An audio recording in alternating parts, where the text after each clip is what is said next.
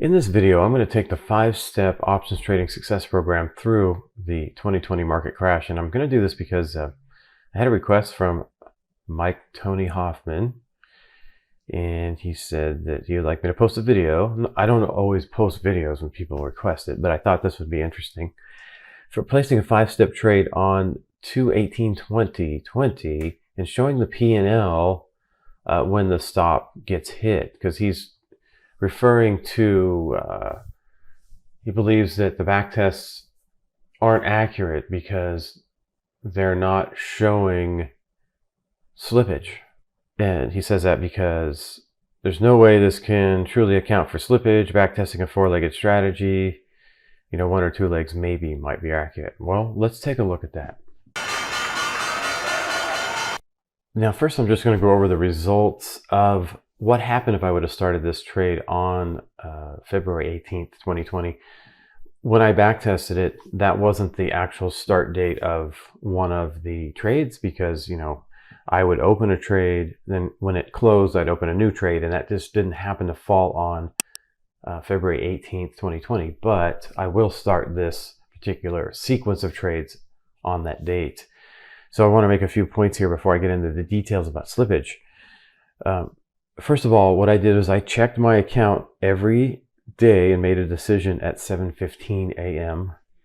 You can see here, this is my equity curve, and you can see that it took all the way from February 18th to May 22nd. That's how long it took to break even with this system. And you can see my max drawdown here was minus $880. Now, it just depends on how much capital you're working with. You can work with anywhere from a minimum of $8,000 capital up to maybe $15,990, right? But right before you get to $16,000. So that would mean that the drawdown could have went anywhere from 5.5% up to 11% on this particular trade during this time frame starting on the 18th of February. Now, if we compare that to the market, how long did it take to, once it started going down on the 18th and hitting bottom, how long did it take to recover to get back to even? That was August 12th. And how low did it go down? It went down 35%. So if you compare, this was down somewhere between 5.5% and 11% versus 35% of the market. And as far as breaking even, the 5-step broke even on May 21st. And the market took all the way to August 12th. So let's see, February, March, April, May, that's 3 months. And the market took 6 months. So the market took twice as long to recover compared to trading the 5-step. Okay, so if you look at the 18th, you can see that the market came down, that 35%. But also you can look at the May 21st. May 21st. Okay, so this is when the 5-step totally recovered. So you can see that the market was still down 12%. And the 5-step had recovered and was well on its way to profitability even after this major crash. And then as far as the market recovering, that happened on August 12th, right about here. So you can see how long it took for the market to recover as compared to the 5-step looking at a chart. Okay, so next I'm going to get into, the real point of the video is when I exited my trades, was it realistic in terms of slippage? Okay, let's get into the trade details and slippage. And before I get into that really quick, I'm using OptionNet Explorer as my backtest software. I highly recommend it, and I'll leave a link in the description below. I'll have a video of how I use it and then how to get a 10% discount. Okay, so these are the trades that occurred right here. So my first trade, I lost about $485. So let's take this. This is the 5-step trade, as opposed to 5-step 2, 3, 4, 5. Okay, so right here we're in the 5-step trade. I'm going to take it to the end. So you can see here, I took a, like I said, $485 loss. It's like $500 loss there. So each one of these dots represents a 5-minute period. So when you have a cluster of these, you can pretty much get filled. You're not going to get like you're not going to get filled like here at this one at the top or this one at the bottom, but pretty much you're going to get filled in the middle here somewhere. So I got, like I said, $485. So, I took a loss that I might have been able to get out for better than that. But you can see step one there, $485 is the loss that I took. So there really was no slippage here on this particular close. Now, when I close the trade, I use a single ticket order with 4 legs. And then I have another non-delta related single leg order that I need to fill, which means I have 5 legs to fill, which are easy to close in a crash, because I'm going to tell you why. Because the 4-leg order is a GTC and it's just sitting there. And so it's a single ticket order. And so when that 4-legged order fills, then I have a single leg, which is far out of the money, single leg, and I close that one out, and that one has minuscule volatility. So that single leg is very easy to close. It doesn't have a lot of volatility because it's far out of the money. So the hard one obviously is closing those 4 legs at once.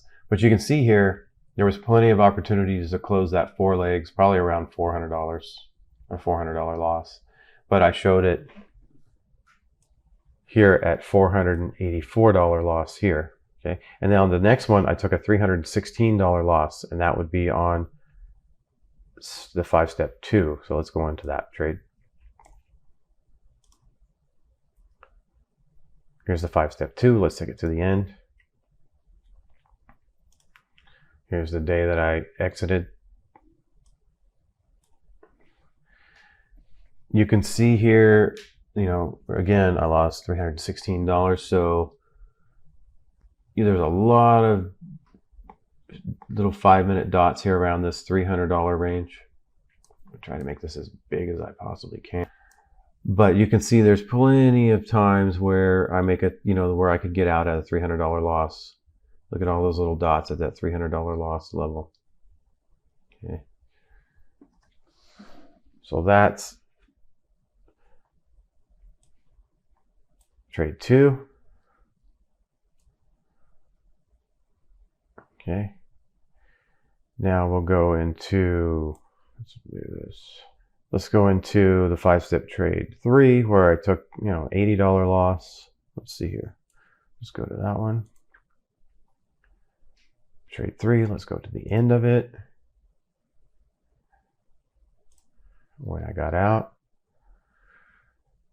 So taking an $80 loss, that's pretty easily. It's possible I might have been able to get out even at a gain. I might have been able to make money, but more than likely, you probably didn't get filled up in here. But more likely, you got filled in these clusters in here, minus, $100 basically, $95. Pretty reasonable to get filled within there. There's a lot of opportunity to get filled at that level. And now let's look at the next one. So that's 3. Let's look at number 4. So all these, the remaining ones, 4, 5, 6, 7, and 8, made just under $200 or around $200. So I don't need to really bring this back. We know it was around $200 on all these other trades that we do. So let's go to number 4.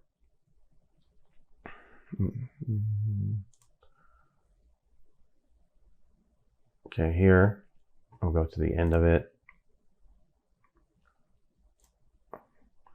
And you can see where, it looks pretty easy that I could have made $200 off of this. See all those dots above the $200 range? So that would have filled, look at all these up here. You've got them up in this cluster area. $200 is a very reasonable take from this particular trading day. Let's go to the next one.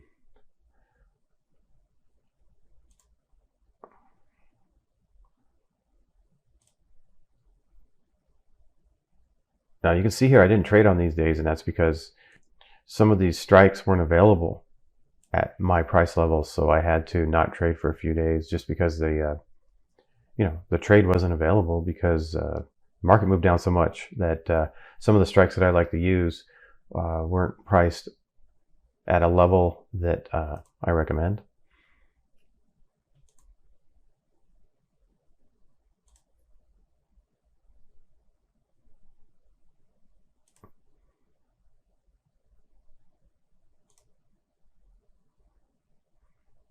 So finally here we were able to get some correct pricing. I mean, just straight up, I have rules, and if I can't even place the trade under those rules, well, I don't place the trade. And that's very rare, but obviously it happened during the crash. Now, here's number 5, so let's take that to the end.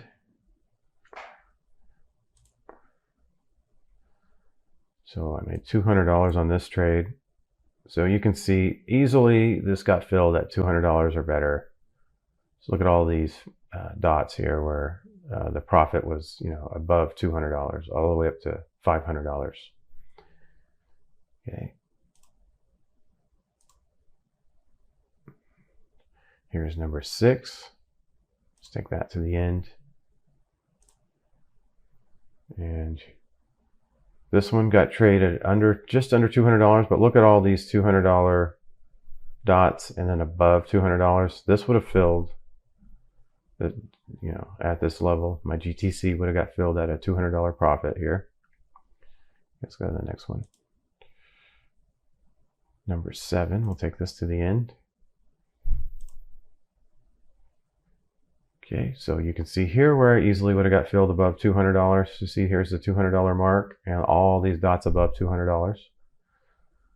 And let's go to the final trade, which would be number 8 right here. Let's take it to the end.